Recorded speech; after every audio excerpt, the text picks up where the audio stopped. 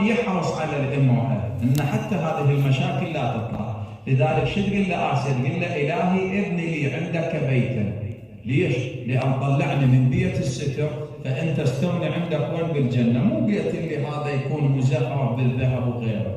ابني لي عندك بيتا من الحجاب ونجني من فرعون وعمله ونجني من القوم الظالمين. الآية الكريمة هذا كان مثل علما للذين آمنوا.